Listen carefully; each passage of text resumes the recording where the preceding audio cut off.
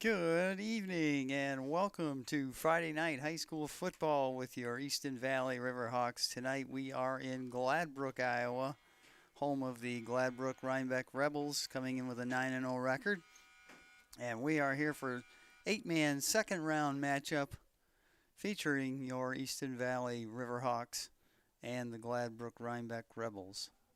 Glad to have you with us. Mike Kelly here with you tonight from Gladbrook on a cold, windy night.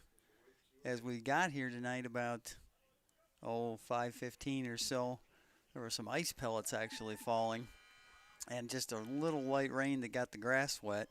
It has since stopped, so it's just a cold, breezy night. The wind is, as you're looking at it from the camera right now, it's from the right to left. So if you're moving north on the field, you're going to go into the wind. If you're moving south, you'll have a tailwind, and it will play a factor in the kicking and passing games here tonight for this round 2 matchup between the Riverhawks and the Rebels. Easton Valley comes in with that 8-1 record. They were 5-1 in District 4. Gladbrook-Reinbeck at 9-0. They were 6-0 in District 8 this season in 8-man football. Both these teams are here tonight. They both advanced last Friday night. Easton Valley back in Preston won over Belle Plaine by a score of 80-52. And Gladbrook-Reinbeck, no trouble with Arweva, beating them by a score of 56-7. These two teams have had meetings in the past, and 5 years ago yesterday they actually played a playoff game here in Gladbrook, with Easton Valley winning that one by a score of 55-0. The winner of tonight's contest will advance to the state quarterfinals, which I believe is Thursday of next week, and that would be against the winner of tonight's matchup between Turkey Valley and Edgewood-Colesburg. Captains are about ready to take the field for the ceremonial coin toss. The officials march them out to midfield at the 40, right in front of our position. We're in the press box located over here on the east side of the field here in Gladbrook. It's a little tricky in some spots here, so bear with me tonight as I got to go to a separate room to look out the window to see the scoreboard. We were having that discussion a little bit ago, so that could be just a little difficult at times, but we'll maneuver around up here and find the right vantage point. Gladbrook-Reinbeck has won the toss, and they're going to take the football right away. So Easton Valley will be kicking off to start the game. Captains shake hands, and we'll get going here in just a minute or so. Let's take a look at some of the stats for both these teams. Easton Valley led by a couple seniors. Keegan Lee, the fine senior quarterback, comes into this game completing 72% of his passes. He's 128 out of 178 for over 2,000 yards, 2,045 yards, 35 touchdowns, and just 4 interceptions for Keegan on the season. I'm going to have to look around you to see the scoreboard.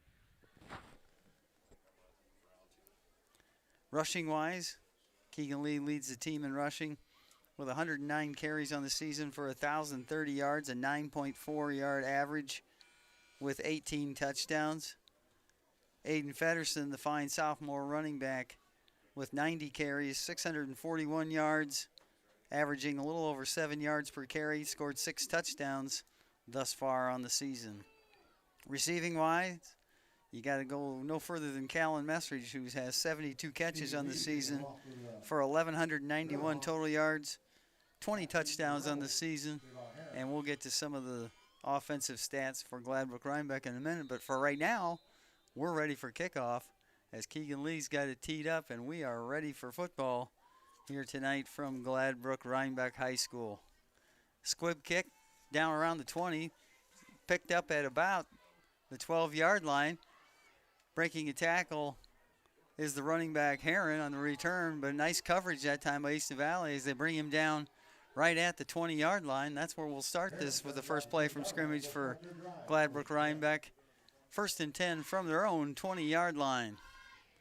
Both teams, offense and defense, march out on the field. Trevor Maythorn, the quarterback, senior quarterback, 6'2", 163-pounder for the Rebels. They come out with an I formation, one back in the backfield behind Maythorn. One wide receiver split left, one to the right.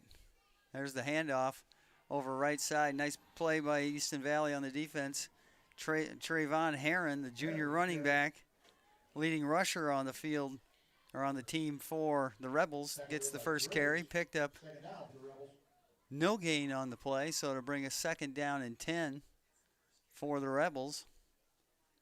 Easton Valley in their traveling white jerseys tonight with the orange pants, white helmets with the Easton Valley logo in orange on those. The home uniforms for the Rebels, white pants trimmed in blue with the blue jerseys and the white helmets.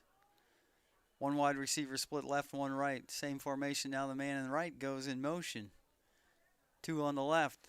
They swing it out, and it's caught, but right there on the coverage is Messridge, and no gain again on the play as the pass was complete to Hudson Clark, the senior wide receiver, and Messridge was all over that one. They'll give him maybe a yard, a half a yard, so we'll call it 3rd and 9 from their own 21-yard line for the Rebels. Clock running with 10:35 to go here early in this one. We're just getting going here from Gladbrook. Gladbrook breaks the huddle. They send 2 receivers to the right, 1 running back behind Maythorn. In motion comes Clark. Maythorn back to pass. Here comes the pressure. He's still got it. He lets one fly, and it's intercepted by Messridge. Messridge down the left sideline. He's tackled at the 19-yard line. Maythorn got in some trouble deep on his scramble and just kind of threw it up for grabs. No Rebel receivers in the area code. And Messridge picked it off and takes it all the way down to the 19-yard line. There is a flag on the play. Offensive pass interference on the Rebels, and that'll be declined by the Riverhawks, and the Easton Valley Riverhawks will start 1st down and 10 from the Gladbrook-Reinbeck 19-yard line.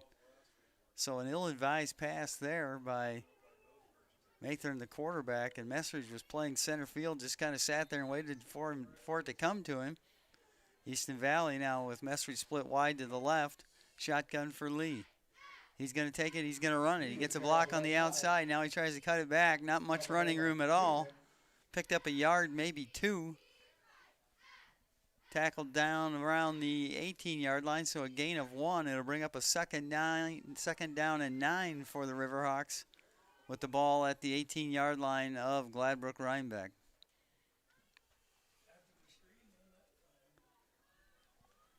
Riverhawks break huddle. They send Messridge wide to the left again. Same formation we just saw. Lee in the shotgun.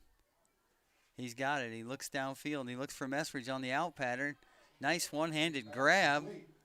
And he slides out of bounds. A short gain on the play. A pickup of about 3 or 4 yards on the play. We'll call it 3. It'll be a 3rd down and 6 at the 15-yard line. Clock still running, 9:15 to go here early in this one in the first quarter. 4 down territory for the Riverhawks. 3rd down and 6 to go. Feddersen in the backfield this time with Lee. Messridge in motion. There's the fake to Feddersen, swinging out to Messridge, and he is covered up immediately. No gain on the play. So to bring up a 4th down and 6 for the Riverhawks.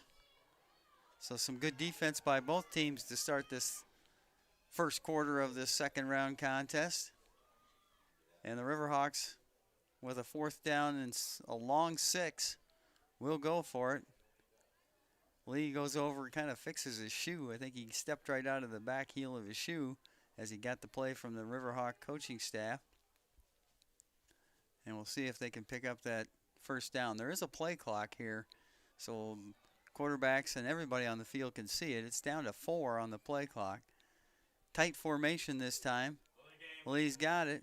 He looks to throw. Now he steps up in the pocket. He's in trouble. He swings one out. He's got a man out there, but it's just overshot it as he was getting hit as he threw it. And it goes incomplete, and it'll be The ball will go over on downs to the Rebels, so they get the stop. Easton Valley got the turnover, and each team's had a crack at it now, and we're scoreless. With 8:03 to go, first quarter. Rebels break huddle. They've got a first down and 10 from their own 15. Two receivers, twins set out to the left, one running back behind Maythorn. There's the pitch. And there's room out there. Look out. Loose on it is Heron. He may go the distance, and he does on a simple pitch play to the right side. He goes 65 yards and touchdown, Gladbrook-Reinbeck.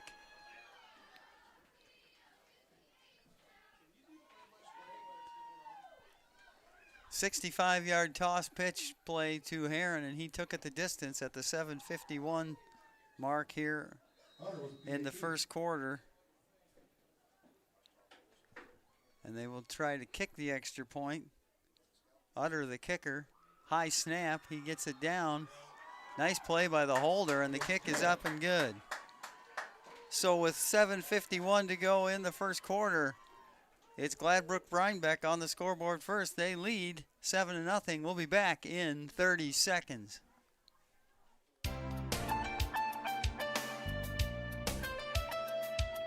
Ole's Garage Convenience and Service of Preston has so many different ways to serve you. Stop for gas, a cup of coffee, bottle of pop, all your favorite C-store items, and a quality automotive repair shop that features diagnostics, tune-ups, brakes, oil changes, tires, tire repair, and much more. Ole's Garage Convenience and Service, easy to find on Highway 64 in Preston. Back with you from Gladbrook-Reinbeck High School. 65-yard touchdown run by the fine running back Trayvon Heron. And just like that, on their second possession, the Rebels of Gladbrook-Reinbeck are on the board with a touchdown and the extra point kick to make it 7-0. Both teams got stops on their first defensive possession, but that was a quick drive that time by the Rebels. Kickoff, a high kick, heading for the end zone, and it's in the end zone for a touchback. Riverhawks will start it first down and 10 from their own 15-yard line here on a cold, windy, and a little bit damp night here in Gladbrook. About a 2.5-hour drive for us this afternoon to get out here. Thanks to Scott Bodie for a fine job of getting us here safe and sound. All right, the Riverhawks got work to do here in the first quarter. They trail 7-0. Two receivers split out left. In motion is Messridge. He gets the pitch, turns it up. He's got a little bit of room. Crosses the 20, brought down at about the 21. Stop on the play by Clark. Second down, we'll call it 4 yards to go. As Messridge came in motion from left to right, got the pitch on his way by Lee, and had a little room on that right side of the offensive line. But Clark makes the stop, and it brings up a second down and 4. Tight formation this time for the Riverhawks. Lee under center. He's got it, hands it off to Feddersen. Nice run, nice hole by the offensive line over the left guard. And first down as Feddersen kind of picks up where he left off last week. He had just a tremendous game last week on the ground for the Riverhawks against Belle Plaine, and they're hoping to get more out of him here again tonight. He gets a nice run there for the first down. It'll be 1st and 10 Riverhawks, ball resting at their own 28-yard line. 6:45 to go here first quarter. Tight formation again, I formation. Feddersen in the eye. He gets the handoff again. Not much that time. He fights for a yard as he tried to bounce it out over that left side, but it was well played by the Rebel defense. Aiden picked up about a yard on the play, so to bring up a second down and 9 for Easton Valley.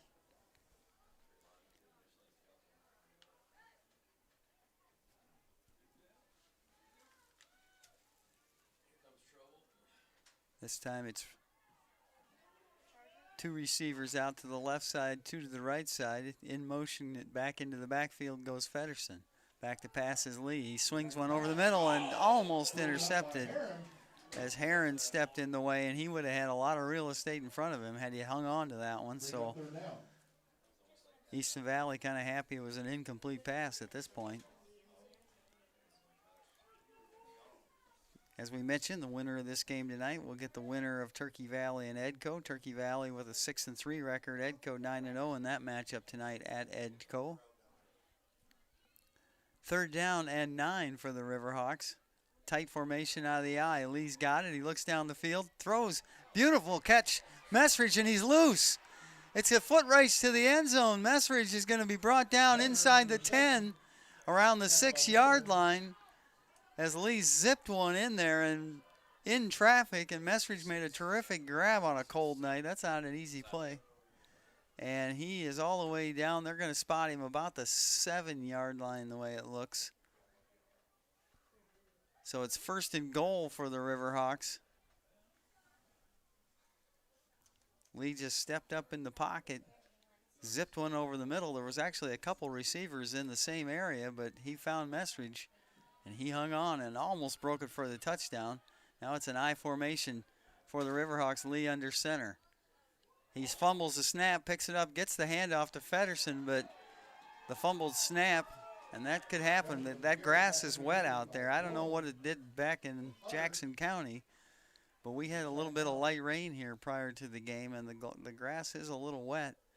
And, of course, it's a cold night here. We had ice pellets falling with the rain prior to the game to tell you how cold it is out here. So going to be a tough night to hang on to the football at certain times. 2nd down and goal. Ball back at about the 9-yard line. Twins out to the right. Lee's got it. He rolls to his right. Now he looks into the end zone. He throws, and it's caught. Messridge again in traffic. And it's a touchdown, Riverhawks. 9-yard touchdown run, or catch for Messridge for the Easton Valley touchdown. Of course, Easton Valley will go for 2, which they typically do. That was at the 4:35 mark here in the first quarter. 2 receivers left side, 2 to the right side. Now in motion comes Feddersen. He realigns himself right next to Lee on his left. Lee's got it. He wants to run it in, and he fight for the end zone, and he's close, but not quite close enough, as didn't quite get in, and it's a stop, so that makes the score Gladbrook-Reinbeck 7, Easton Valley 6. We'll take a break. When we come back, we'll have the kickoff. You're listening to Easton Valley Riverhawk football. We'll be right back.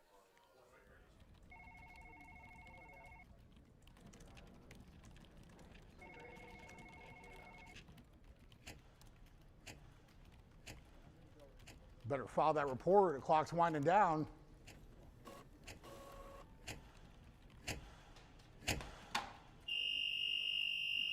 Good.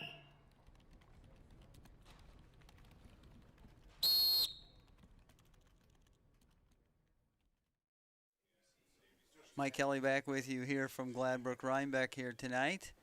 Easton Valley answers the Rebel touchdown with one of their own, unable to get into the end zone on the 2-point conversion, so that leaves us with a score of 7-6 here with 4:35 to go in the first quarter of this round 2 matchup between Easton Valley and Gladbrook-Reinbeck. Keegan Lee's got the ball teed up. He'll kick off, probably the squib style. That's what he does. Scoots down the grass, picked up down there by Clark. He's got it. He's got some room. Now he's tackled. Looked like Feddersen got a hold of him and spun into the ground. But good field position for the Rebels as they'll start this drive from their own 38-yard line. 1st and 10, Gladbrook-Reinbeck. Let's see if Easton Valley can get another stop.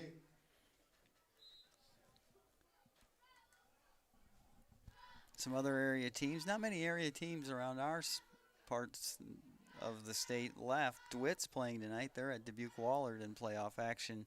That in 3A. There's the snap. Handoff again, and well played this time as Easton Valley gobbled up Trayvon Heron, the ball carrier, same guy that just broke one. That time, Easton Valley gobbled him up, and it's a 1-yard loss on the play. That'll bring up a 2nd down and 11 for the Rebels. Other playoff teams in our area, I guess you could say Cascade is fairly close. They get the task of going to Iowa City to play a really good Iowa City Regina team. Cascade comes into that game 7-2, Regina 9-0. That's in 1A, so that's about it. North Scott, maybe if you want to count them, they're playing tonight, but not many teams left in our immediate area. Back to pass is Mathern. He's got it. Completed to Clark. He's fighting for the 1st down, and it looks like he's going to have it.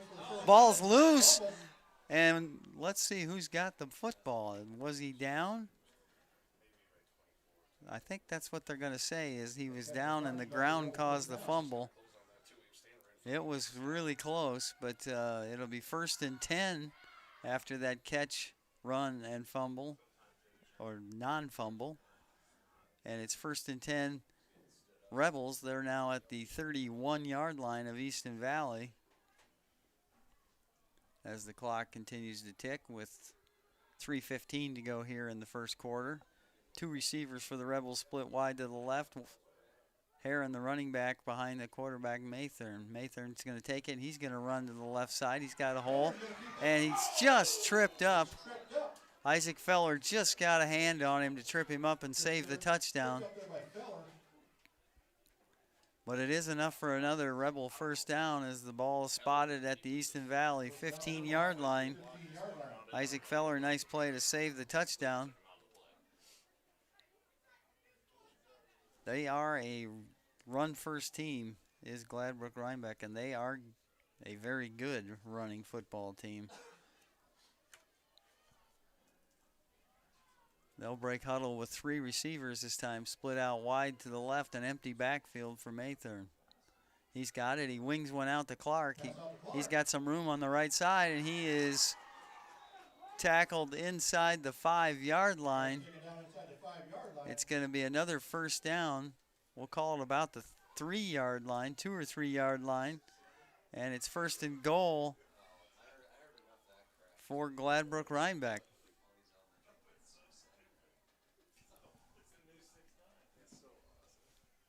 Clock's running. There's 2:12 to go here first quarter. Gladbrook-Reinbeck splits with 2 wide receivers set up to the left. Heron, the running back, behind Mathern, the quarterback. Shotgun, they wing it out, and it's incomplete. Not sure who he was intending that to. The inside receiver was Blom, Cale Blom, a senior running back, wide receiver. But he almost looked like he was ducking when the ball came. So I'm not sure if there was a mix-up there on their play call, but goes as an incomplete pass. 2nd down and goal. The ball still resting. We're going to call it the 2-yard line. They split out 1 receiver left, 1 right, with Heron, the running back, to the right and behind the quarterback, Mathern. In motion comes Clark. It's the handoff to Heron. He's going to try the inside, and a nice job by Easton Valley as they got some penetration up front. And they bring Heron down at the 1-yard line. So it is 3rd down and goal from the 1.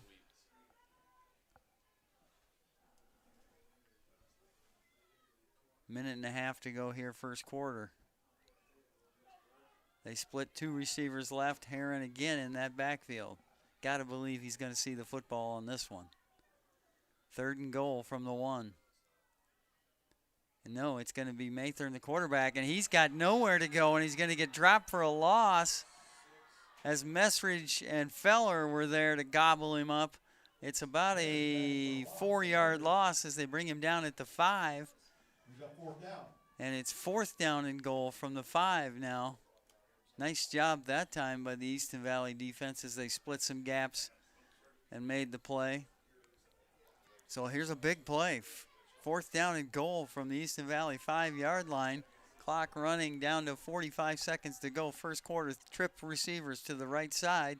Back to pass is Mather. Here comes the pressure, and it's almost intercepted by Bowling, but just as well, he knocks it down, and it's a goal line stand for the Easton Valley defense as they'll take over on downs. 1st and 10, Easton Valley from their own 5-yard line. So a great job of buckling in there as the ball got down as close as the 1-yard line on 2nd down. But Easton Valley's defense holds tight and gets the football back with 36 seconds to go in the first quarter. See if Easton Valley can move it away from the shadow of their own end zone. Tight formation. Keegan Lee's going to be under center this time. Feddersen the I-back. He's going to get the carry. Left side. Carries the pile a couple yards. Gets about 2 yards on the carry, maybe 3. That's probably going to be the last play of this first quarter.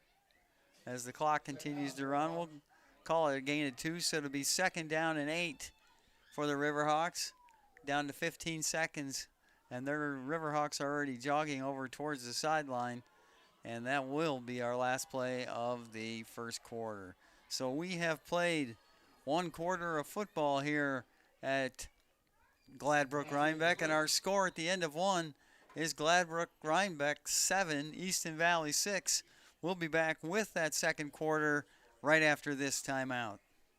Total Dimensions Therapy and Wellness PLC, located inside Cookie's Tanning and Fitness, specializes in red light therapy, instrument-assisted soft tissue mobilization, and kinesiotaping. Seeking treatment early will prevent further injury and keep your pain from turning into a chronic issue. Contact Missy Wilson, physical therapist and certified light therapist at Total Dimension Therapy and Wellness PLC, located inside Cookie's Tanning and Fitness, 105 First Avenue Northwest in Preston. Phone 563-689-4912 to schedule an appointment today.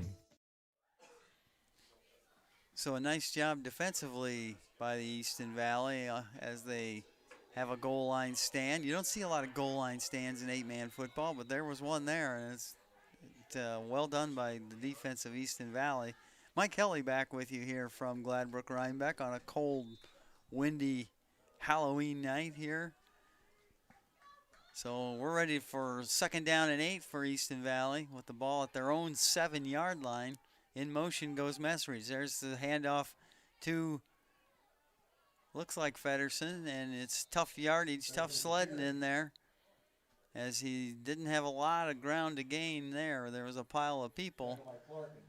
Maybe picked up a yard, so we'll call it 3rd down and 7 for Easton Valley from their own 8-yard line.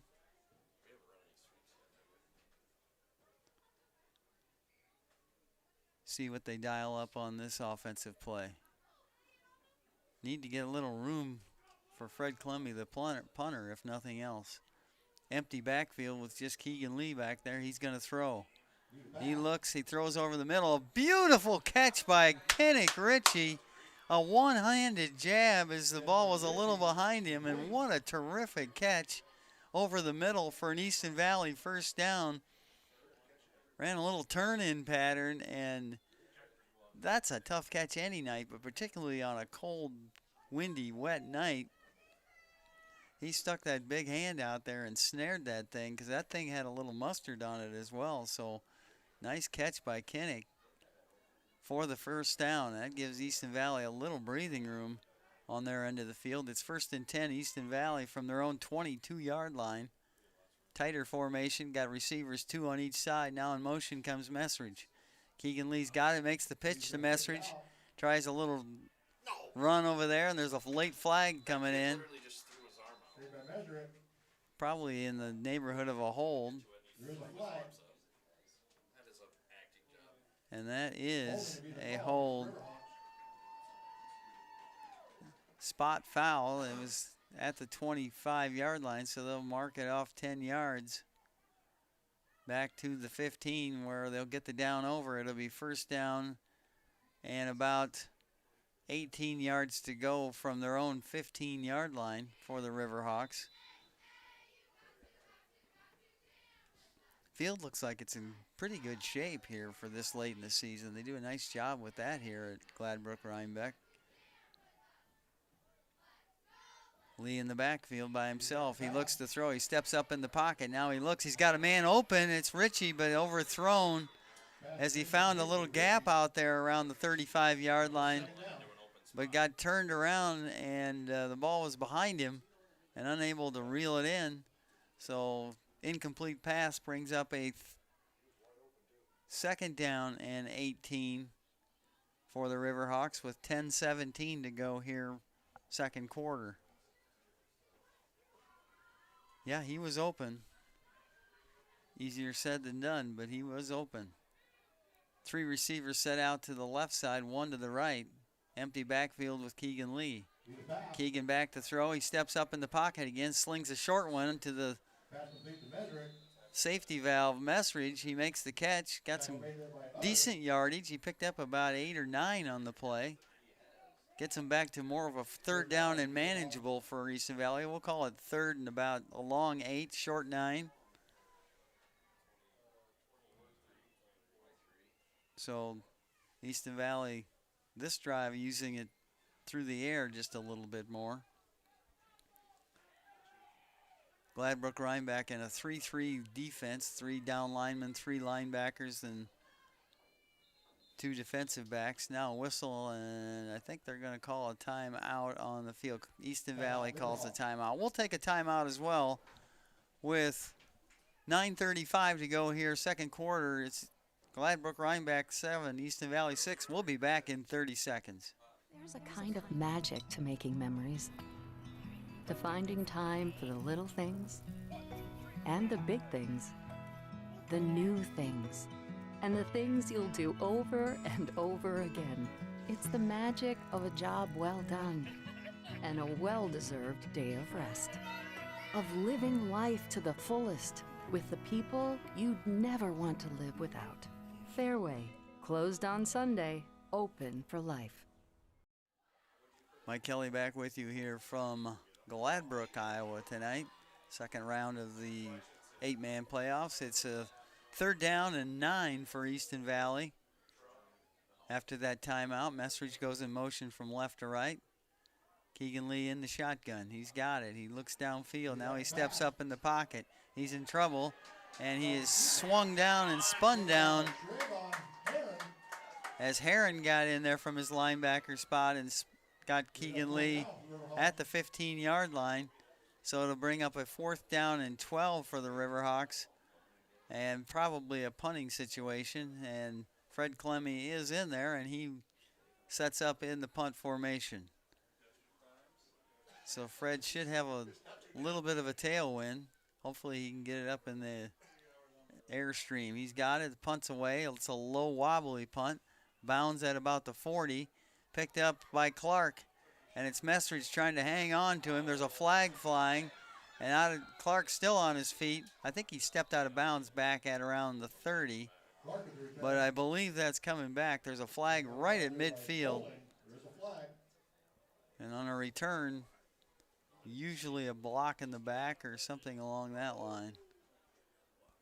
Or a hold. It looks like a hold, and it is a hold on Gladbrook-Reinbeck. So from the 40, they'll march that back 10 yards. And all in all, Easton Valley came out of that pretty decent. Getting a goal line stand, moved the ball on a couple first downs, and got it out of the and into their end of the field. So it'll be a 1st down and 10 Gladbrook-Reinbeck from their own 30-yard line with 8:46 to go here in the first half. 2 receivers to the right side, 1 to the left for the Rebels, now in motion. 1 receiver, they pitch it to Heron. He's got room on that left side, and he puts his head down. Wilson makes a stop for Easton Valley, but not before Heron picks up another 1st down and moves into Easton Valley territory at the 35-yard line. 1st and 10 Rebels from that spot. Heron with some good speed. He's got some pretty good stats this year as well, as he rushed for over 900 yards on the season, so he is a good running back. They've got some weapons and some speed. Back to pass Mathern. Clark's got it at about the 30. tries to fight for extra yardage. Ended up going back a yard. Picked up 4 on the play, so it's 2nd down and 4. 2nd down and 6 for the Rebels. Ball at the Easton Valley 31-yard line. Clark, their primary receiver, not only tonight but all season long. This time there's 2 receivers to the right side, 1 to the left, empty backfield. Heron goes in motion, back to throw, and he's got an open receiver, and off the hands of Clark as they looked for him again. That ball thrown pretty hard and high and a little bit behind him, and it went off the hands of Clark. Otherwise, he would have had some room to run. So a good break that time for Easton Valley. On the season, Clark had 40 catches, averaging over 15 yards of reception, had 13 receiving touchdowns as well. So a good receiver for Gladbrook-Reinbeck. 2 receivers right again, 1 to the left, empty backfield for Maythorn. Clark now scoots a little closer to the line of scrimmage. Maythorn's going to take it, and he's going to go untouched. 31 yards, and there was nobody that laid a paw on him. Not even a finger on Maythorn that time on a 31-yard run for a touchdown. And just like that, the Rebels on the board again at the 7:22 mark. They'll try and kick the extra point again.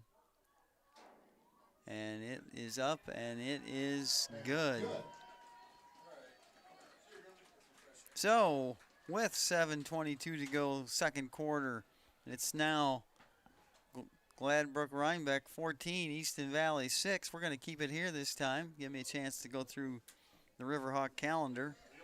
Of course, we're here tonight for football. Cross country and volleyball have wrapped up their seasons in the last week plus, so those athletes are resting till their next sport.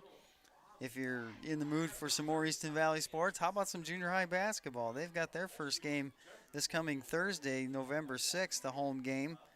Home to Kalmus-Wheatland at 4 o'clock, so stop in and check out the Chad Groover and Al Sparks and see what they got for junior high girls basketball.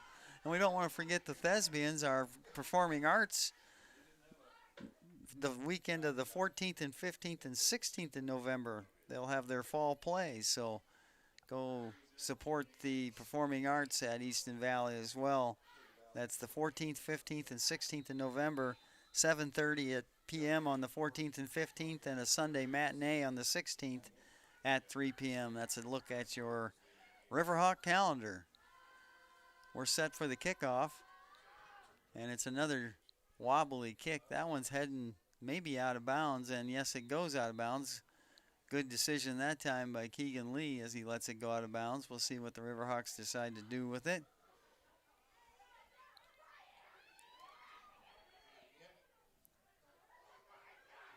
They'll make them re-kick it.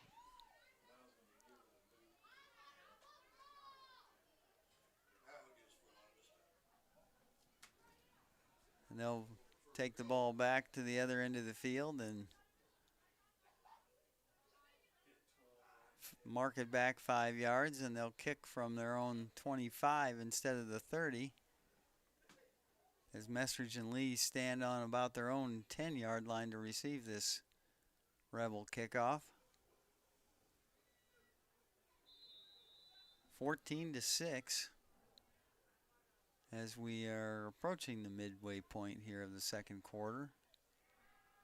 And we're ready to go again here as Utter, the kicker, squibs it, and nice job that time by Easton Valley to field that thing.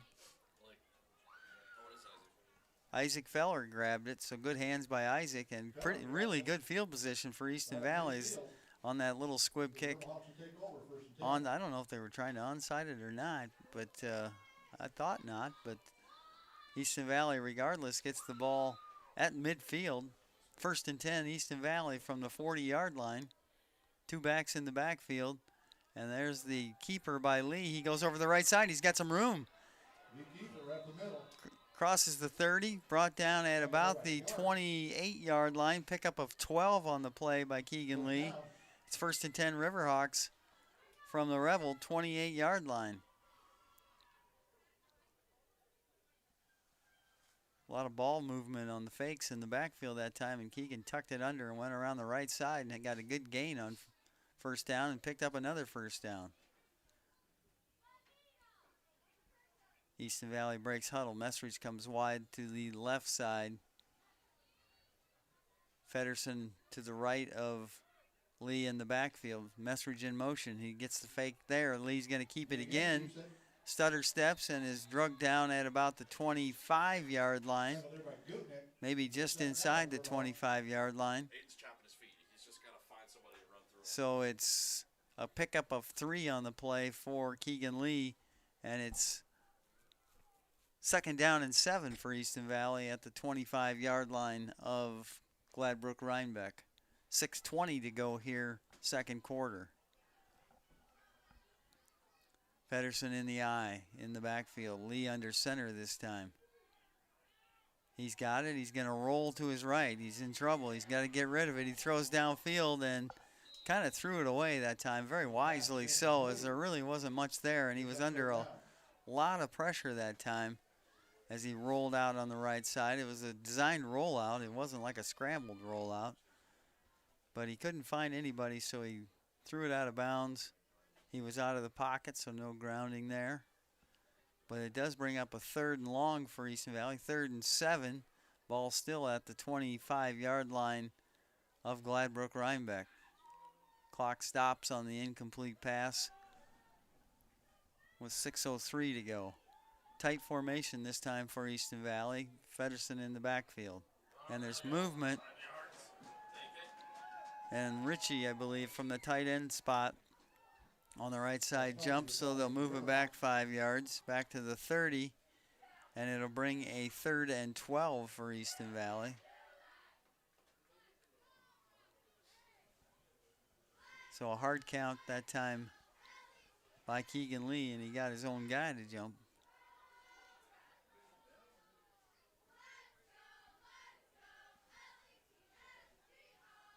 Receivers, Messridge and Ritchie go wide to the, and Feddersen as well, all 3 wide to the right side. Lee's in trouble at back in midfield, and he is drugged down again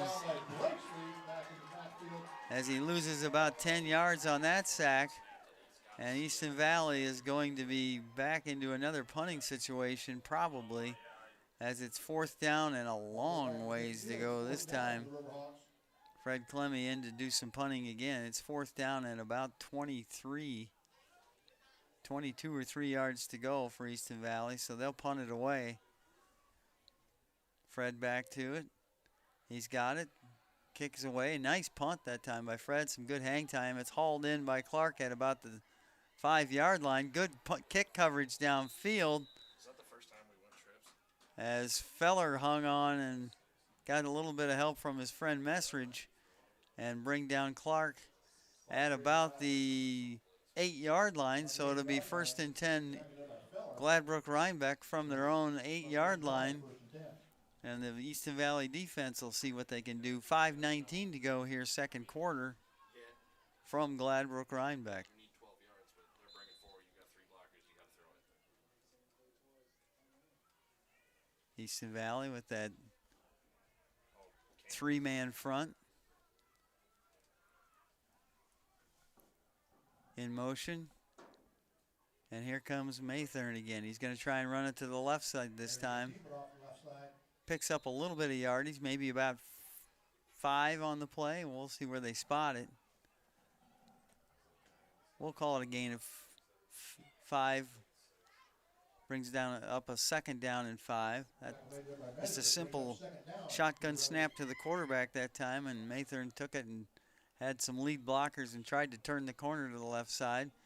Picked up 5, but a pretty good adjustment by Easton Valley on the run, and they brought him down. Now they break huddle, and they send 2 receivers, including Clark, to the right side. Shotgun for Maythorn. He's back to pass. He looks to his right.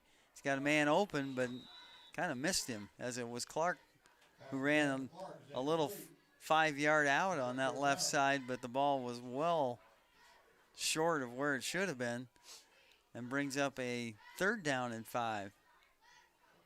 So Mather a little off target on that one. He probably had his receiver if he could have got it there quick enough and get enough on it, but he just threw it into the turf as he underthrew it by quite a bit. So that brings up a 3rd and 5. Big play for the Riverhawk defense. See if they can get a 4th down for Gladbrook-Reinbeck, who's only punted 1 time the entire season. Now some movement, this time by Gladbrook-Reinbeck, as Gable, the senior offensive lineman, took off before anybody else, so they'll march him back 5 yards. Yeah, I wanted to get back to that point. If you look at their stats on the season, through 9 games, they've got 1 punt. That's a total domination offensively. And no, they're not turning the ball over or turning it over on downs. They're scoring. That's why they don't punt. So to look up here at this point and see 4:34 was in the second quarter in a 14-6 game, that's good defense by Easton Valley thus far. Now we got a 3rd and 11. Easton Valley. Here comes some pressure, and there goes Mather on the run. And he's got the 1st down, so a tough break for Easton Valley. They needed to get a stop there and did not get it. Feddersen on the stop, but not before. Mather picks up the 1st down on the quarterback keeper. Ball up around the 24-yard line where it's 1st and 10. Gladbrook-Reinbeck. And Easton Valley with a chance there defensively to get that football back, but unable to stop the quarterback run. 2 receivers to the left this time for the Rebels. Now one of them comes in motion. There's a pitch play going to the right. And it's Heron again, and he is carrying a few would-be tacklers. There is a flag back at the 24-yard line. And it's a hold on the Rebels. So a good break that time for Easton Valley. It'll be a 10-yard mark off from the spot of the foul, which is the flag went down on the 24.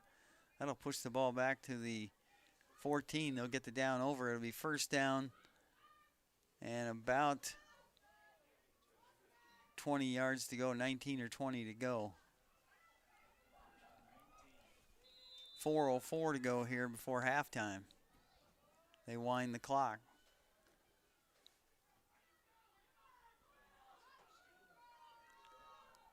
They send 2 receivers to the left side. One split out wide to the right, a tight end to the right as well. An empty backfield for Mather, and he's back to throw. He looks, he fires, and that one's short again. Some pressure coming off the left side on a blitz by Isaac Feller.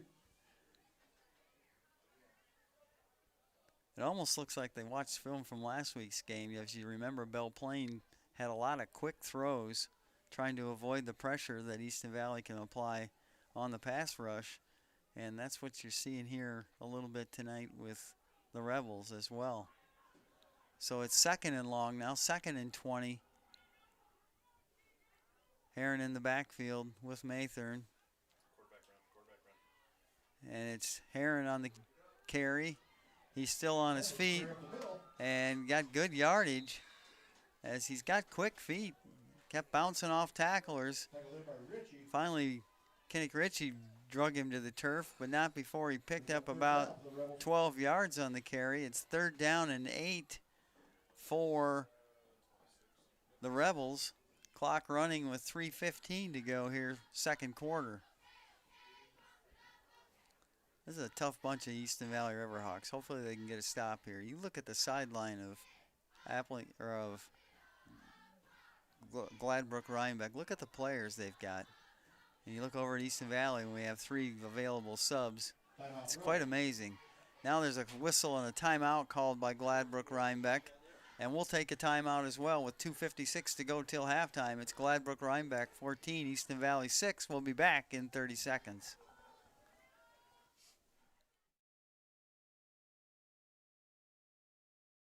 Do You have several devices using your internet at one time? Do you like to stream movies or sporting events using a laptop computer, smart TV, or other device? If yes, then contact Miles Telephone in Miles for high-speed fiber to the home internet for the internet service that's right for you. Other services provided are phone with unlimited long distance, Skitter TV, secure IT antivirus protection, and Lorix security camera systems. Miles Telephone in Miles, phone 563-682-7111, online at milestelephone.com. Mike Kelly back with you here from Gladbrook-Reinbeck High School tonight. Actually, it's not really at their high school. It's a little fairgrounds. Kind of like Midland a little bit if you've ever been to a game there at the fairgrounds. But a big play here as we've got a 3rd down and 8 for the Rebels with the ball on their own 26-yard line. Back to throw is Maythorne. He's looking deep.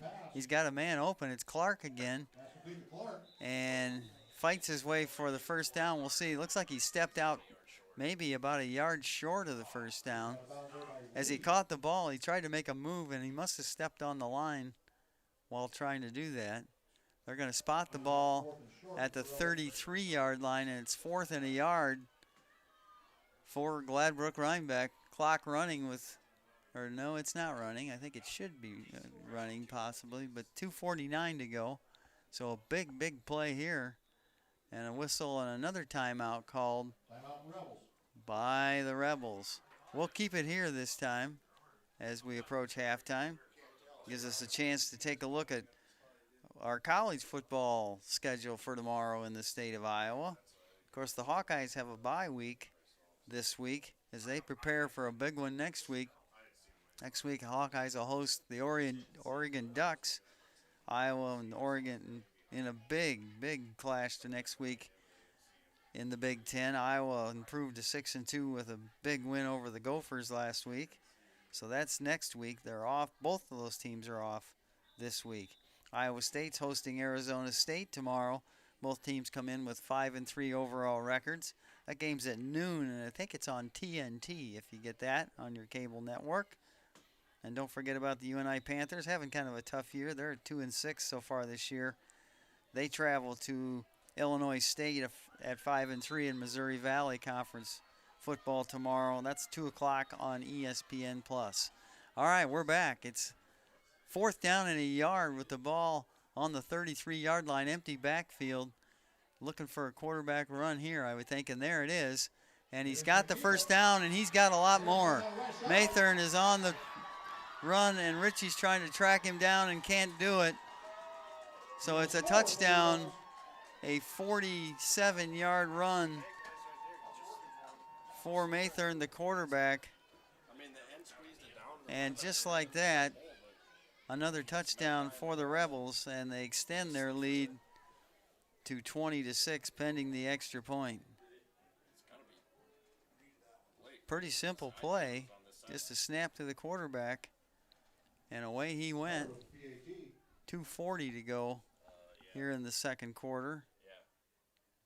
They'll try and kick the extra point again. Utter in to do that. There's the kick. Plenty of leg. It's up and it's good. And that extends the lead. It's now Gladbrook-Reinbeck 21, Easton Valley 6. We will take a break and we'll be back with more Easton Valley football right after this quick timeout. High school activities have given me the opportunity to get involved and make new friends. Compete in sports that I love and meet new people. Do something I love while building the programs in my community. Not just be a role model off the court, but also be a role model on the court. Make connections and meet new people. They give me a reason to work hard and better myself for the future. Set good examples to the younger athletes. Have a positive impact on my community. Help us support Iowa high school activities. So that was kind of a tough blow for Easton Valley as they had them in a 4th and 1. The Rebels went empty backfield, and you kind of had a hunch at that point they were just going to run it with their quarterback, Maythorne, and they did. But the hole opened up and broke one tackle and went the distance. Utter to kick off again, another squib kick. That one's going down and out of bounds, so he's having a little trouble kicking the ball in bounds. We'll see what Easton Valley decides to do with that one, whether they'll have them re-kick. And that's what they did last time, and that looks like what they're going to do again this time. They'll kick it over again. Luckily, the moisture has stopped falling. It really has since the beginning of the game, as we talked about a little earlier. We did get a little rain, light rain, and some ice pellets falling at about 5:30 this afternoon here in Gladbrook, but it stopped, and it's been dry ever since. It's just very cold and a little breezy down on the field. I remember being here 5 years ago, and it was really cold and windy. There's another squib kick, big high bounce, and it's picked up by Ritchie, and he tries to get away, and he does not get away as Cale Blom spun him to the turf. So good kick coverage by the Rebels, and Easton Valley will take over 1st and 10 from their own 28-yard line. And boy, they could sure use some points here before the end of this half. They've got 2:34 to try and move the football down the other way. 2 receivers left side, 2 to the right side, empty backfield with Keegan Lee. Now it's a double reverse, and it's Messridge with the football. He tries to make some room over on the left side. He's still on his feet, and he's knocked out of bounds.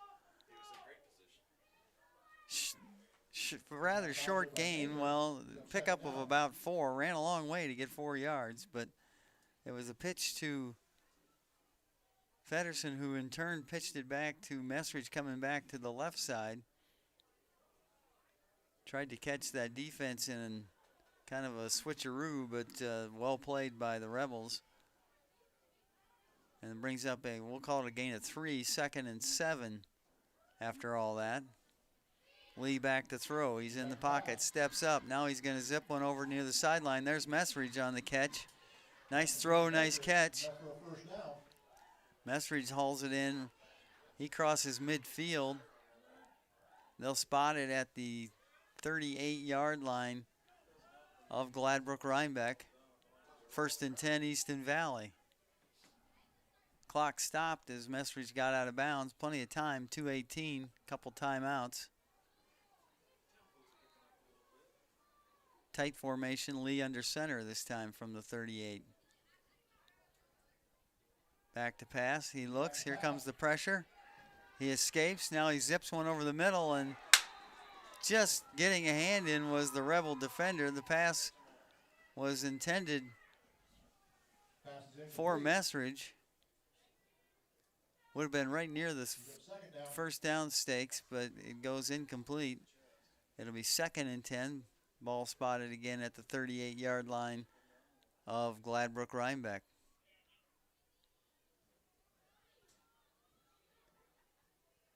Messridge goes wide left or wide right. Feddersen in the backfield to the left of Lee. Shotgun formation. There's a pitch play to Feddersen. He's going to try the left side. Fights his way forward for a few yards. Picked up about 3, maybe 4, depending upon the spot. Looks like 3. Clock will continue to run, and it's 3rd down and 7, Easton Valley. Clock running with 1:46 to go here in our first half.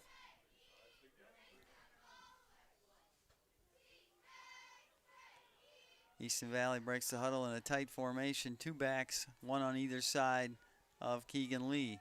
Lee's got it. He fakes a pitch back. He throws down the field, and it's caught by you-know-who. Messridge with it, down inside the 15, down to about the 13. A beautiful pass under pressure by Keegan Lee, and he threaded the needle that time to Messridge, who made a few yards after the catch, and it's 1st down and 10 for Easton Valley. The ball spotted at the Gladbrook-Reinbeck 12-yard line. 3 receivers split to the left. Keegan Lee in an empty backfield in the shotgun. He's got it. He zips one out to Ritchie. He's got it. He's got a little bit of room. It closes quickly. Looks like he got forward progress down to about the 10-yard line. Brings up 2nd down and 8 from the 10-yard line. The clock continues to run with 48 seconds to go and running, but plenty of time down here this close to the end zone. But boy, do the Riverhawks need to get some points out of this drive before halftime. Tight formation. Fedderson's going to get the pitch and try the right side. He turns it upfield, takes a big hit.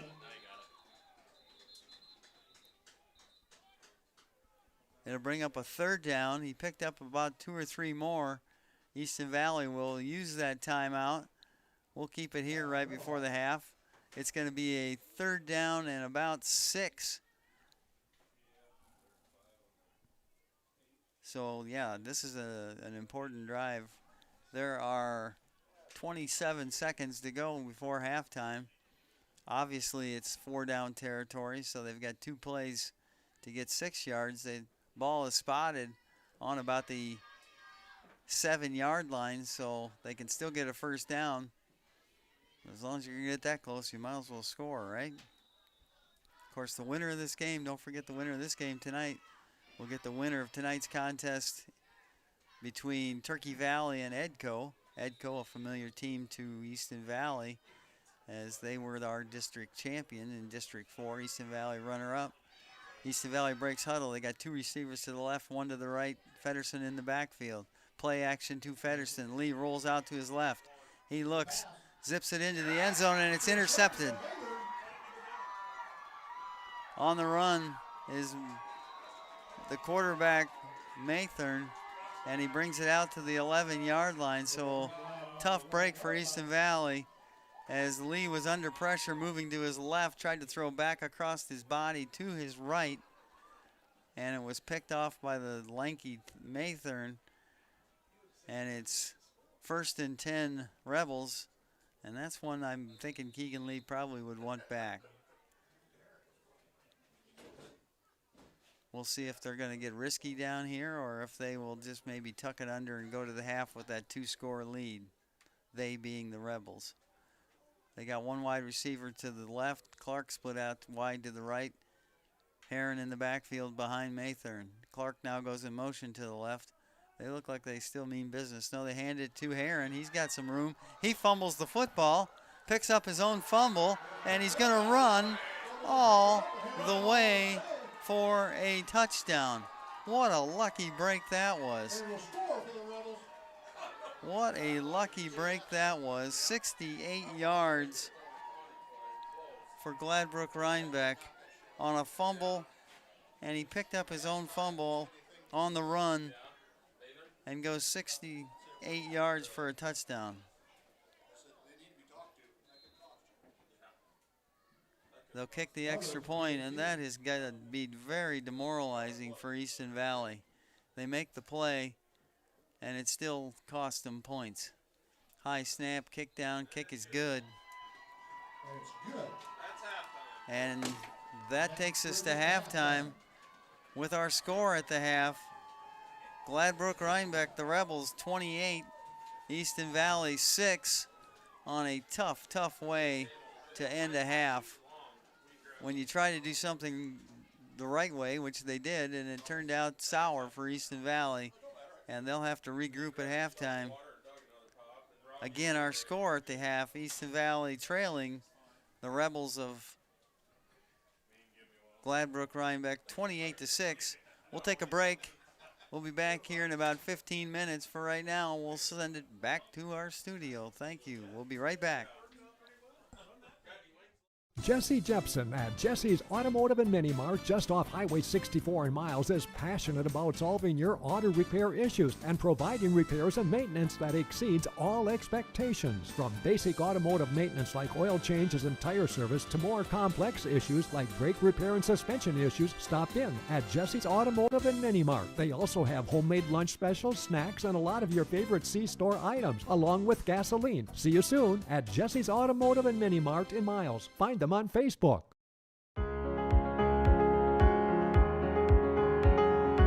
It's more than a gym. It's more than a gym. It's more than a gym. It's more than a gym.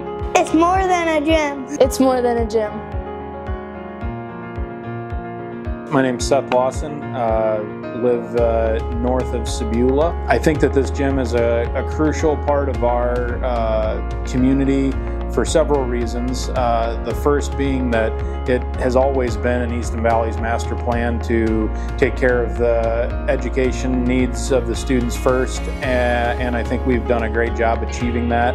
And as we move into the next phase of the district's growth, I think it's super important to take some time and really consider what impacts the gym can have on our community above and beyond just being viewed as a gym. My name is Dylan Meyer, lifelong resident of Preston. Currently serve on the Easton Valley School Board and the City Council for the City of Preston. This bond referendum is important to me. You know, I think one of the reasons why I'm on the school board and City Council is the school is the lifeblood of our community.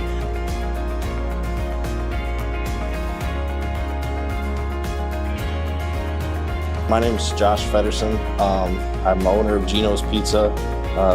Born and raised, grew up in Preston. But I've been a huge supporter of Easton Valley since the beginning. I think this is just a really big step for us as a community. You see a lot of small towns that, you know, the school starts to fade, the town starts to fade, and there's not a lot going on. And, you know, we've done a lot to invest in our school, in our academics, in those spaces. You know, we're trying to turn a corner and try to start investing in the athletic side, the extracurriculars, you know, the arts, band and choir. I think those things are really important too. I think a lot of people will want to think that, you know, sports isn't what school's supposed to be about. You know, we're supposed to be teaching kids, should be about academics, and those things are all true. But there's lessons that you learn in extracurriculars. You know, time management, working as a team, perseverance. You know, you learn how to win, you learn how to lose. You know, those are really important things, I think, for kids to learn while they're in school that go beyond what you can teach in a classroom. Hello, I'm Corey Driscoll, been a lifelong resident of Preston. I'm on the facilities committee. This project is real important to me. Getting the gym built, it will help open up some possible classroom space if we want to add some more classes to our school. It'll help with our kids not being at practice late at night. We will let the little kids hopefully be able to practice in another gym there and open up space for them. Another plus is that the fine arts will have their own space during their own time, during their season. They won't have to tear down or set up every night. It's a two-way street. I think it's important for our kids to have a very nice, you know, facility to compete in. Our current students have played in the facilities they have now, so I think it's teaching them a lesson that, you know, when we set up a plan, even if it's a 10 or 12-year plan, you work hard, you do what you need to do, and you achieve those goals. So I think there's a really important lesson for our student body there that we can probably use this experience to show them. And then also, we want those kids to take pride in what they have, take care of it, respect it, and play hard for it, you know. So I think that as a parent, that is why it's important for me to fight for this for them, to just continue to give them that opportunity. I am Easton Valley. I am Easton Valley. I am Easton Valley. I am Easton Valley. I am Easton Valley. I am Easton Valley. I am Easton Valley. I am Easton Valley. I am Easton Valley. I am Easton Valley. I am Easton Valley.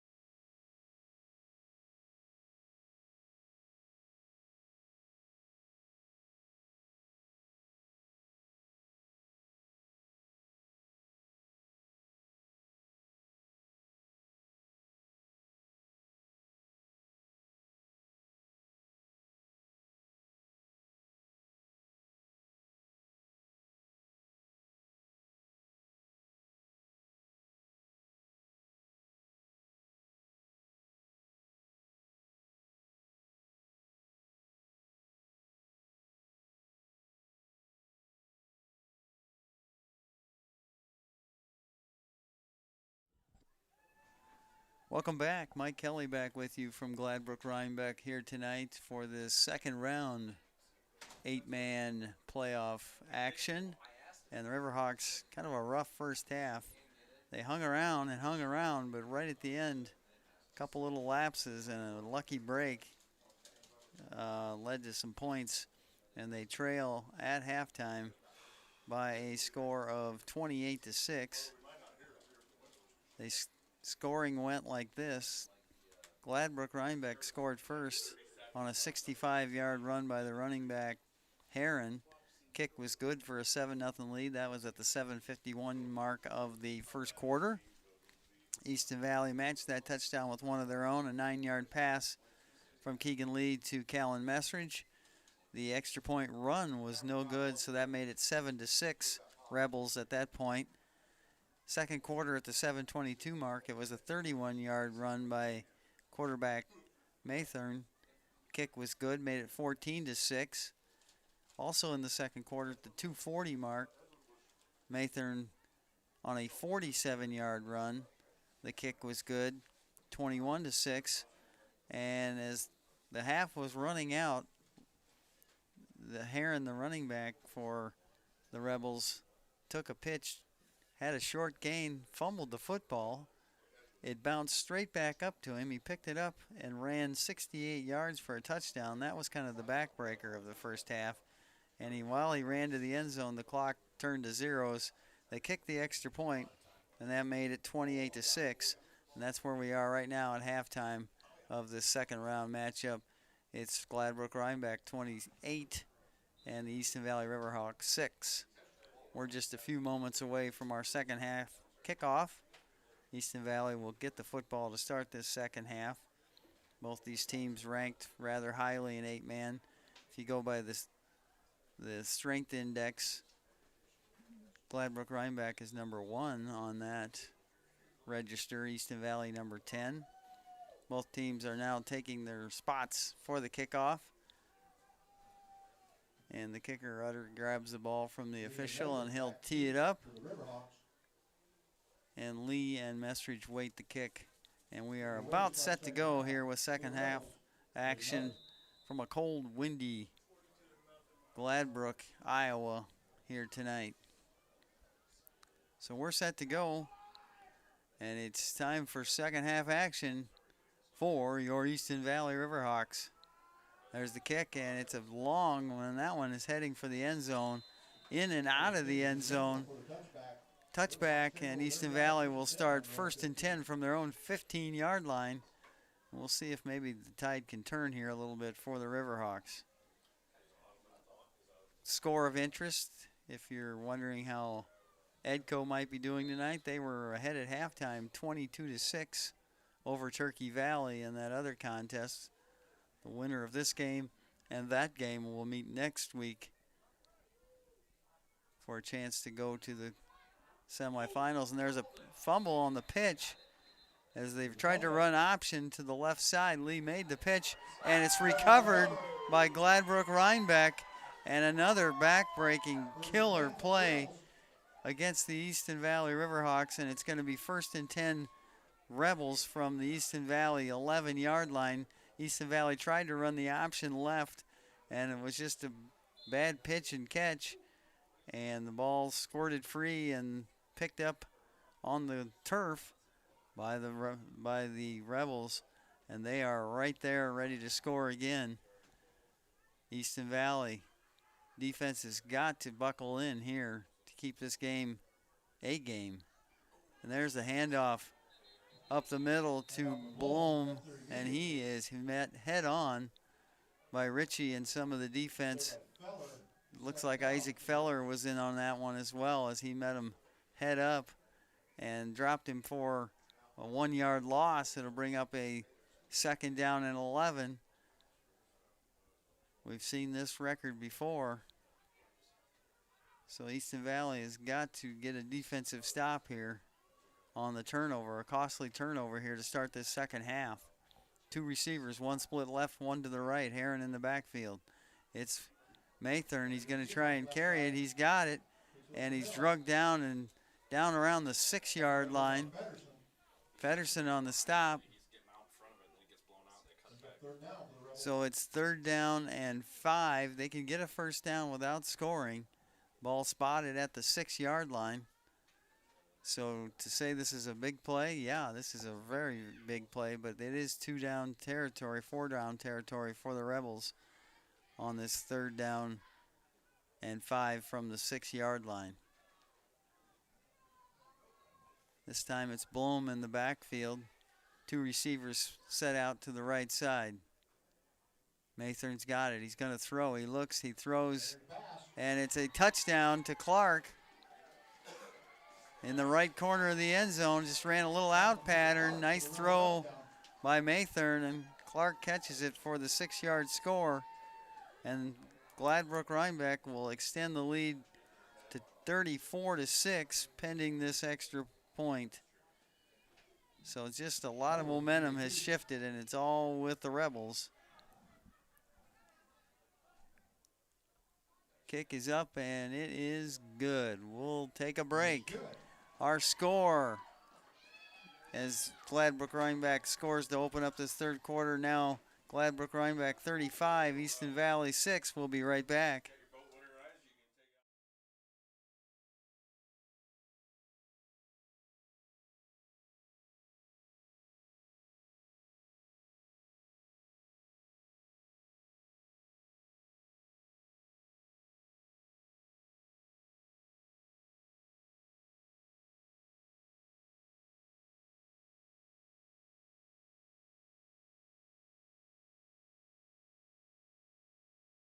With you here from Gladbrook. Not the kind of start you wanted if you're Easton Valley to start this 3rd quarter, as a turnover deep in your own territory results in 7 more points for Gladbrook-Reinbeck, and they are in complete control now with a 35-6 lead. Messridge and Lee deep to get this kick, and it is another booming kick, and it's going to go in and out of the end zone for another Rebel touchback. Easton Valley will start 1st down and 10 from their own 15-yard line, and they definitely need something positive to happen on this drive. They're going into the wind as they move from left to right on your screen, south to north.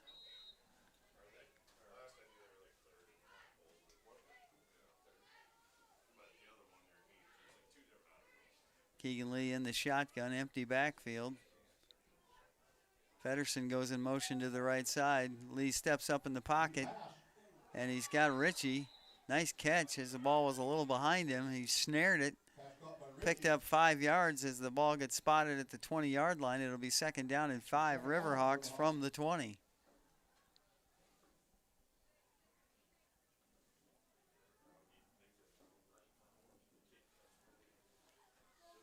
Feddersen was used out of the backfield quite a bit last week in that win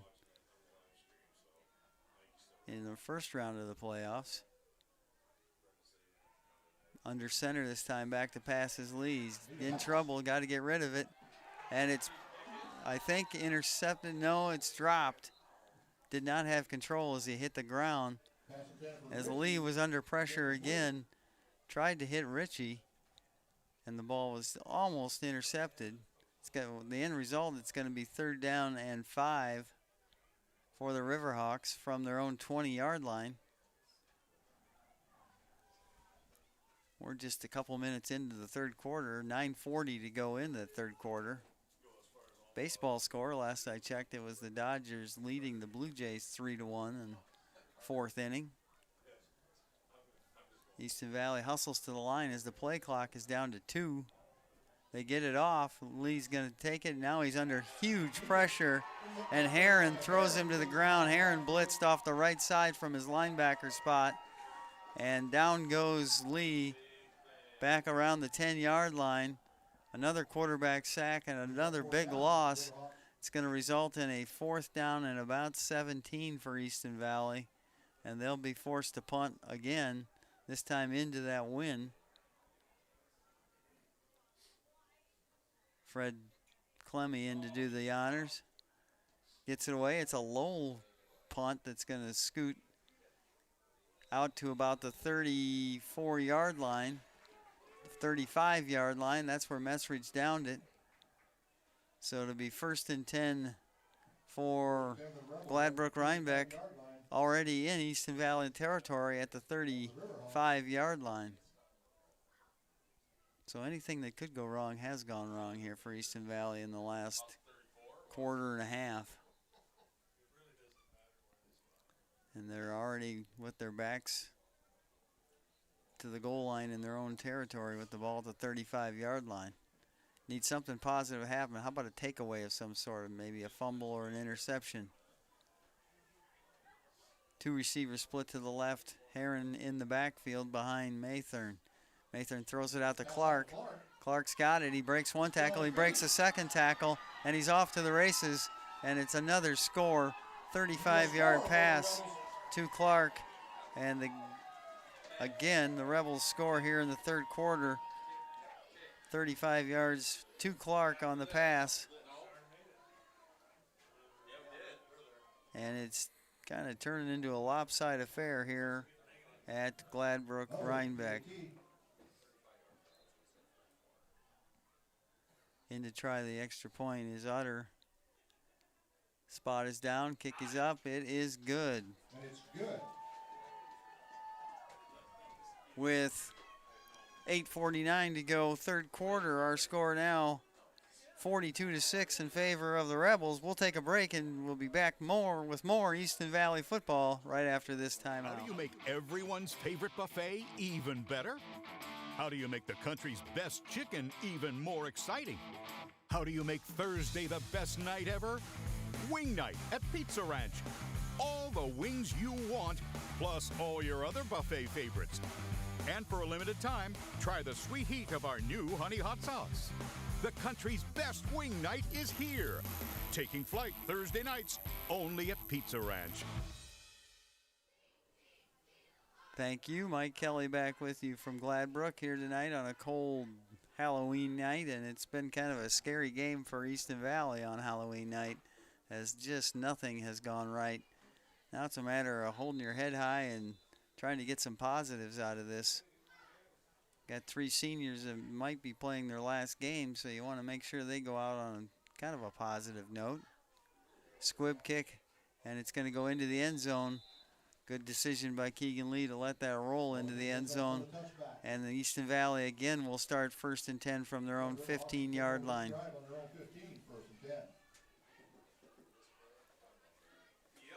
Another score I saw at halftime was the Central DeWitt Sabres as they trailed Dubuque Wahlert at halftime in that 3A contest up at Loras College in Dubuque. 21-0 at halftime in that one. So DeWitt having some trouble with Wahlert, and a lot of teams have trouble with Wahlert.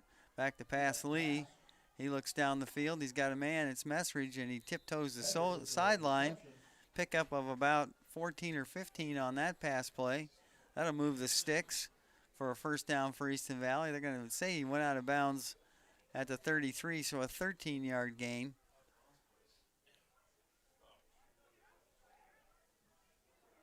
So something positive happened finally for Easton Valley. We are in that continuous clock era now with the score at 42-7. Shotgun for Lee. He's back to pass. He looks. He swings one out to Fedderson on the right side in the right flats. Not much doing there as he spun down and tackled Utter on the stop, the kicker. No gain on the play. Maybe a gain of a yard. We'll call it 2nd and 9 with the ball spotted at the 29-yard line.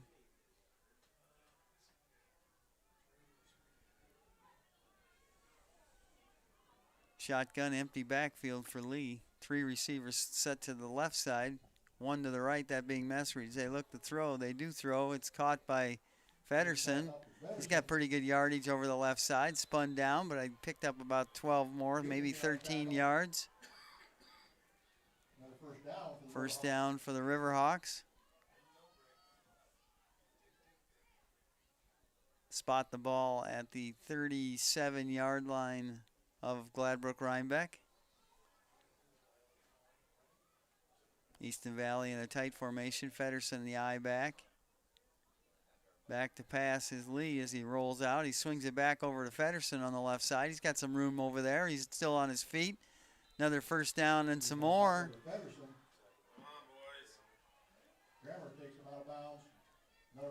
Pushed out of bounds at the 25-yard line. So another first down for Easton Valley. Feddersen last week did a nice job catching the ball out of the backfield. 3 receivers to the right side this time for Easton Valley. Empty backfield for Keegan Lee. He looks right. Now he zips one over the middle off the hands of Messridge, a little behind him on that pass. Goes incomplete. That'll bring up a 2nd and 10 for the Riverhawks. Clock continues to run with 6:03 to go here in our third quarter.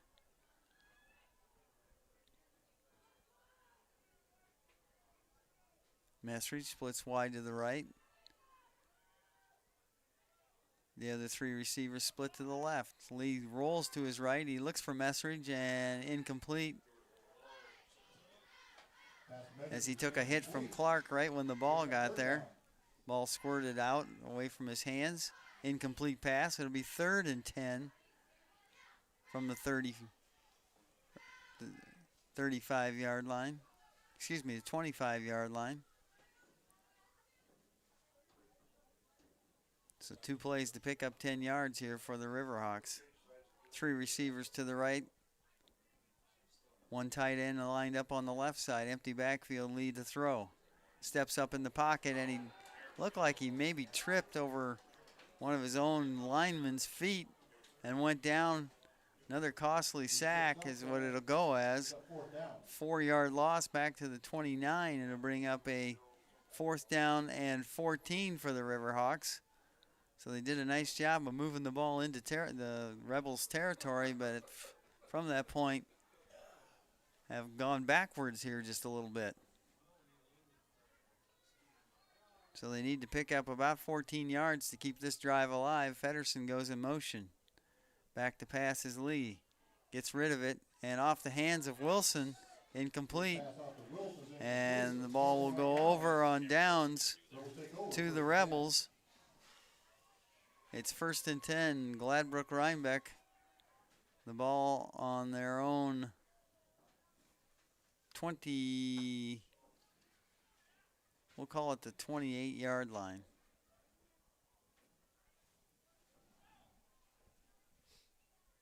Clock running with 4 minutes to go, third quarter.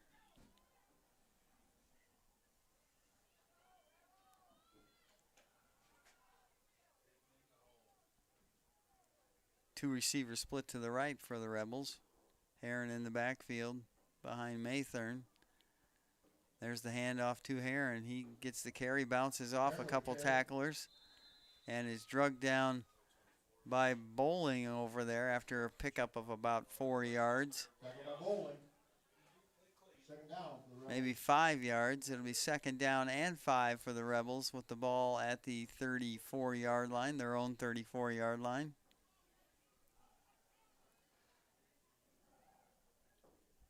Maythorn gets the play brought in.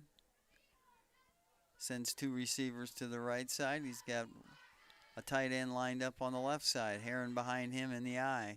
Shotgun formation. In motion. Now it's Maythorn. He's going to keep it and played pretty well over on the right side that time, the left side of the Easton Valley defense.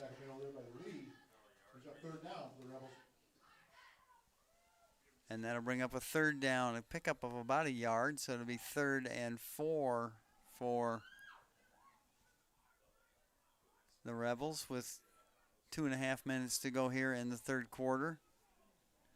Quickly played third quarter, continuous clock. 2 receivers, one of them is Clark on that right side. And it's going to be a keeper by Maythorn, and he's going to go untouched again to the end zone.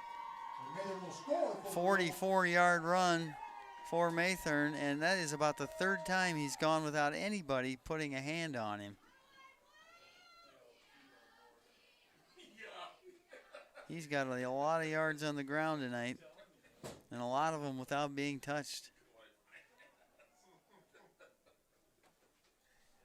That coming at the 2:12 mark. The clock will stop after a score.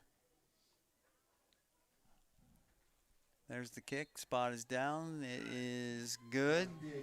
Kick is good, and we'll take a break.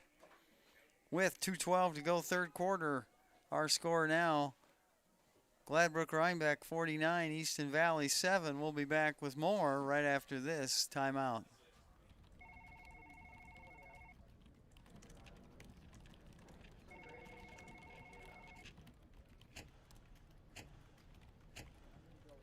Better file that report. The clock's winding down.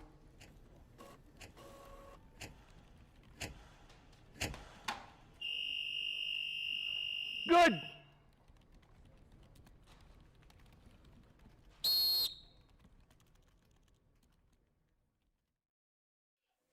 Welcome back. Mike Kelly back with you from Gladbrook, Iowa, Gladbrook-Reinbeck High School.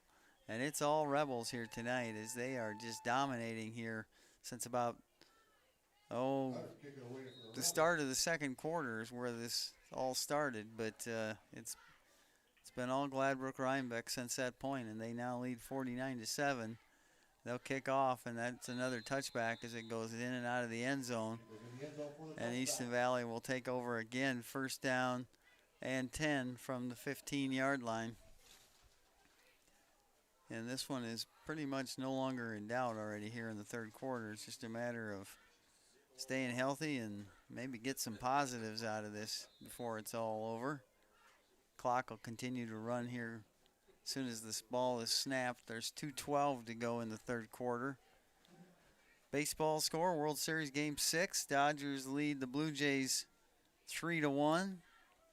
That game is in the bottom of the fifth inning. Back to pass, and it's caught, a short pass. Messridge on the reception from Lee.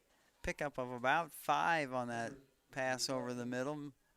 And it'll bring up a second down and 5 for Easton Valley.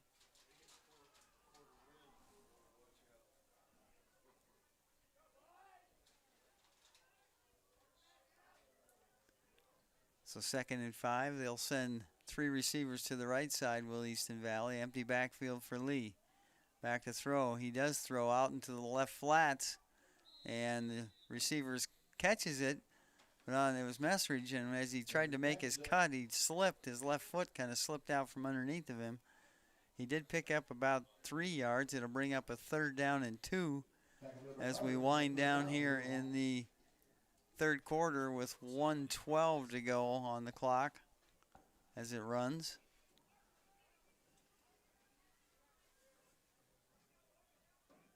Tight formation this time. Feddersen in the backfield. Lee under center. 3rd and 2.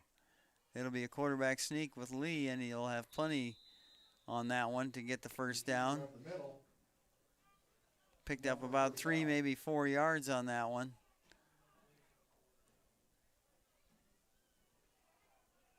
So it's 1st and 10, Easton Valley. 1st and 10, the ball spotted at their own 27-yard line. Clock running with 32 seconds to go here. Probably the last play of this third quarter.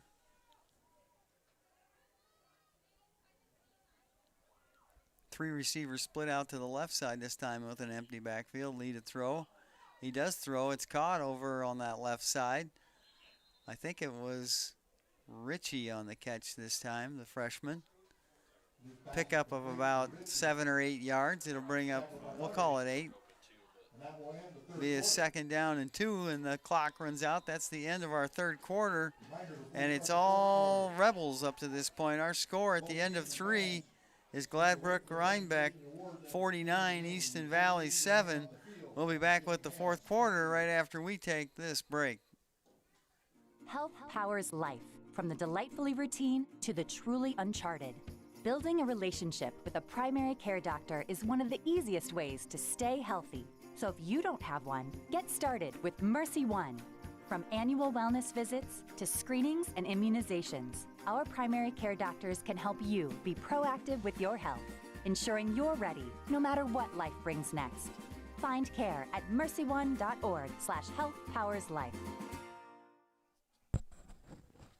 Welcome back to Gladbrook. Mike Kelly with you. I want to make sure we get a little plug in for Scott Bodie, who, of course, is with me tonight, and he is doing everything. I'm just up here announcing. He's got all the visual effects and all the audio, and doing a great job as always. Had to make a few phone calls to our friend Nate, and he always talks us through things, but those two guys do a terrific job with not only football, but all the sports that we have here, thanks to the Miles Telephone Company. All right, let's see if Easton Valley can put together a drive and finish it off this time as we start the fourth quarter. They got two receivers to the left. Fedderson's one. He goes in motion. They pitch it to him. He cuts it back. He's trying to get positive yards, but not much doing there, as it was second and short. He picked up maybe a yard, maybe no gain. We'll call it 3rd and 1 with the ball on the 36-yard line.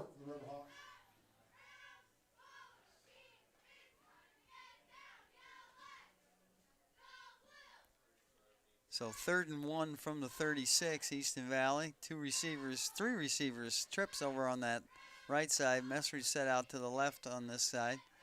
There is a throw, and it does go to Messridge. A diving catch by him for a first down. Short little out pattern.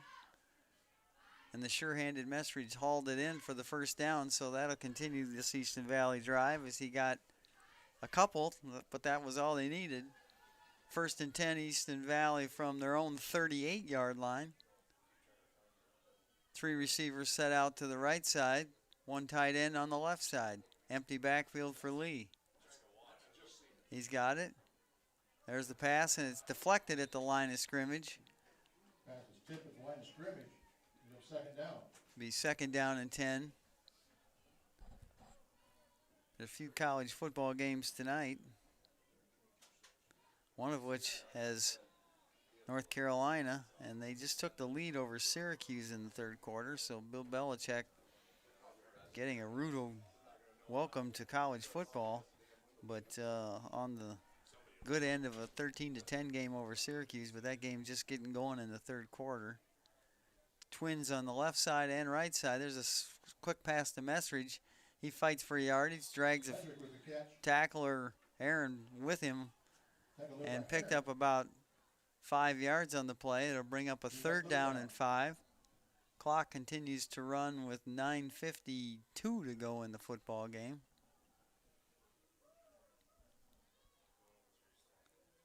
See what Easton Valley dials up on this 3rd and 5.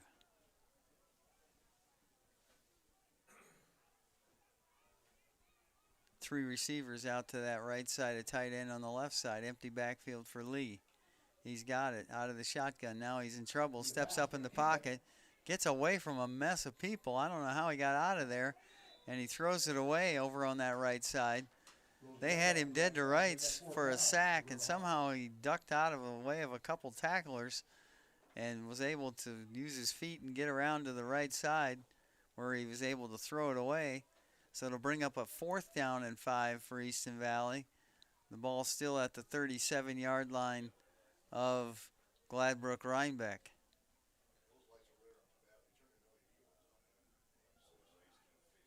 So if they want to keep this drive alive and try and have a chance to score, they're going to need 5 yards here. There's the snap. Back to throw. He finds Fedderson out in the right flats, but he's going to be short of the first down. Good defense by the Rebels on that play, as Fedderson took the fake and then just kind of raced out into the flats, and there wasn't much room over there as there was a couple of defenders, and they brought him down after a short gain. They'll spot the ball at the Rebel 36-yard line where it's 1st and 10 Gladbrook-Reinbeck, and they'll take over on downs.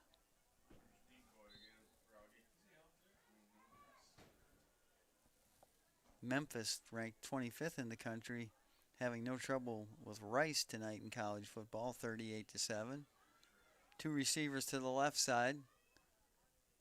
There's a pitch play to Heron, and he again breaks that first tackle, and he's still on his feet. And he ran a long way. He's got just a yard or two, but he's dangerous every time he catches that pitch. Nice job by Graves on the stop there, as the defense made him cut back, and Carter was there to clean up in the middle and brought down the speedy Heron.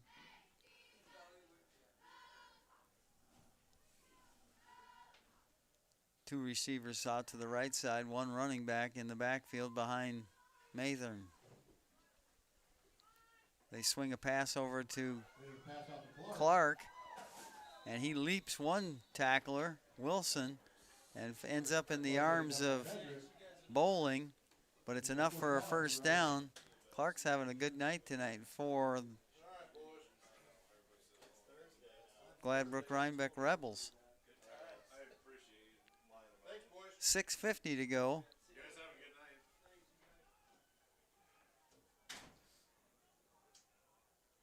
Clock continues to run. The ball now down to the Easton Valley 31-yard line. There's another handoff. Handoff to Gutnick up the middle. Gutnick, reserve running back in the game. Got about 7, maybe 8 yards on that carry. So to bring up we'll call it 2nd and 3 for the Rebels. Rebels will move to 10-0 on the season and play either Edco or Turkey Valley, and Edco had a pretty comfortable lead at halftime in their game. 2 receivers out to the left side, one back behind the quarterback, and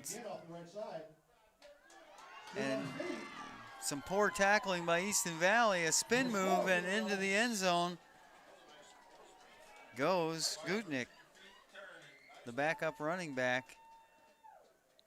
And it's another score for Gladbrook-Reinbeck at the 5:42 mark here in the fourth quarter. And they extend that lead to 55-7. And it just gets worse for Easton Valley.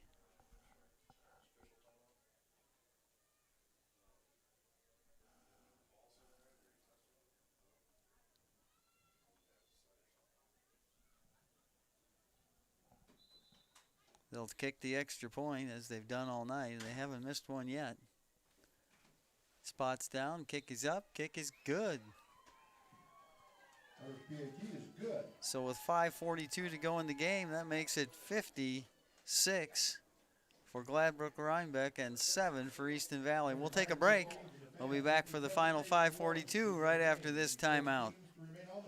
You have several devices using your internet at one time? Do you like to stream movies or sporting events using a laptop computer, smart TV, or other device? If yes, then contact Miles Telephone in Miles for high-speed fiber to the home internet for the internet service that's right for you. Other services provided are phone with unlimited long distance, Skitter TV, secure IT antivirus protection, and Lorix security camera systems. Miles Telephone in Miles, phone 563-682-7111, online at milestelephone.com.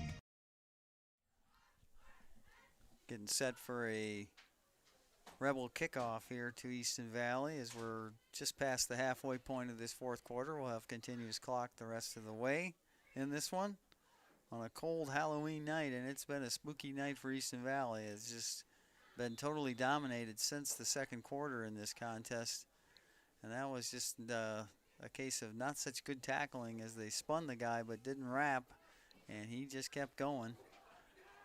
Now a squib kick, and it's a lateral, but it's an illegal lateral as the lateral went forward, and that'll come back. His Messridge took the lateral, but it was a forward pass, an illegal forward pass, and they'll march that one back and march off the penalty on that one.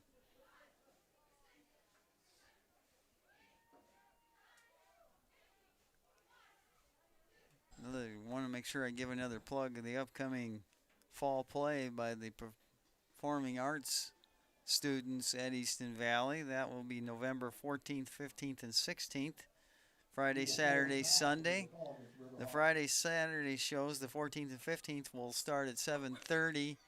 And the Sunday show is a matinee that will start at 3 p.m. So go support the Performing Arts students at Easton Valley for their fall play coming up 2 weeks from this weekend. So that penalty marks it back all the way back to about the 6-yard line for Easton Valley. So that's where they'll start 1st and 10. There's a pitch play to Messridge. It went to Feddersen, who in turn pitched it to Messridge, who was trailing him. Short gain for Easton Valley as he's knocked out of bounds. A pickup of about 3, maybe 4 on the play. We'll call it 2nd down and 7 for Easton Valley. The clock will continue to run here in this one. We're down to 5 minutes to go in this football game.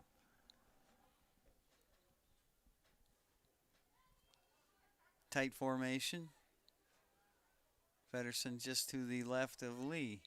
There's the pitch to Feddersen. He looks for some room, cuts it back in. Not much there as he picked up maybe a yard, maybe no gain on the play. Utter on the stop for the Rebels. And no gain on the play, so it's 3rd down and 7 for Easton Valley.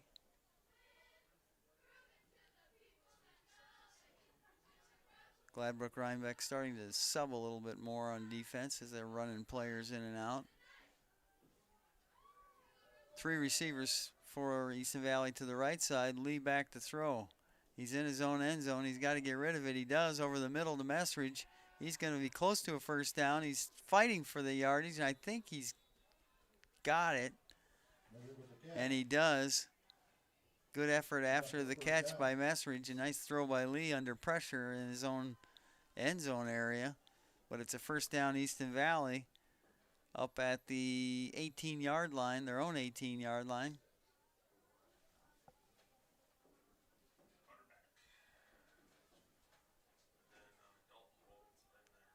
One wide receiver split out to the right side. Tighter formation, a bunch formation on the left side. Lee back to throw. He looks and intended for Messridge. Couldn't find it as it went off his hands and his helmet and falls incomplete. So it'll be 2nd and 10 from the 18-yard line. Clock still running down to 3:09 to go in the game.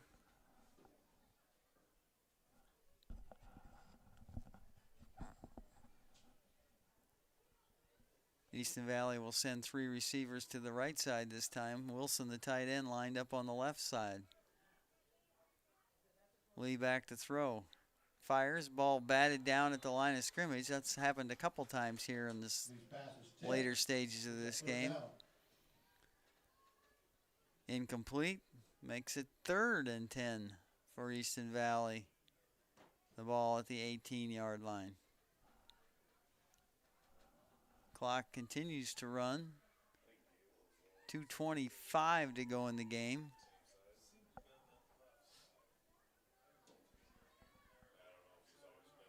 Nice job again up front, as it has been all year, by the offensive line of Easton Valley. Lee tried to get pump fake, nothing there. And down he goes, another sack. And it'll bring up a 4th down on the loss. It'll bring up a 4th and about 14 as the ball is now marked back at the Easton Valley 13-yard line.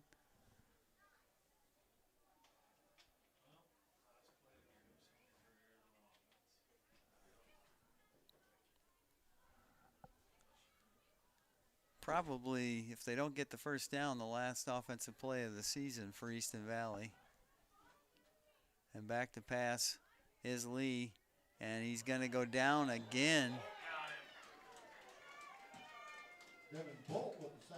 Another sack, and that is a bunch of sacks here tonight for the Rebels and their squad here from Gladbrook-Reinbeck.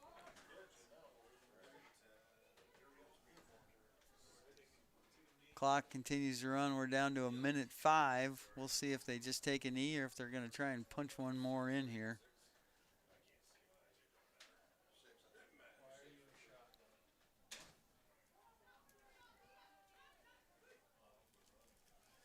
Easton Valley in that 3-3 defense. They're letting the clock run down as far as they can. Play clock is at 5. And they will just take a knee. Good sportsmanship by the Rebels here in this late stages of the game. And that will be the final play. And we're going to have a final score in this second round playoff game of Gladbrook-Reinbeck 56, Easton Valley 6. They'll give presentation awards to Easton Valley and Gladbrook-Reinbeck, who will move on to play tonight's winner between Edco and Turkey Valley. So that's going to wrap up our coverage here from Gladbrook-Reinbeck High School. Again, our final score, Gladbrook-Reinbeck 56, Easton Valley 6. That'll end Easton Valley season. They'll end up with a final record of 8-2, and Gladbrook-Reinbeck improves their record to 10-0. I want to thank Scott Bodie for all his work, and thanks everybody for tuning in. And I hope all the Easton Valley people drive safely home here tonight on a cold Halloween night. Again, our final score, Gladbrook-Reinbeck 56, Easton Valley 6, ending Easton Valley's fine season with 8 wins and 2 losses. It's something to hold their heads high and be very, very proud of. This is Mike Kelly. Have a great weekend, and we'll see you during basketball season. Go Riverhawks.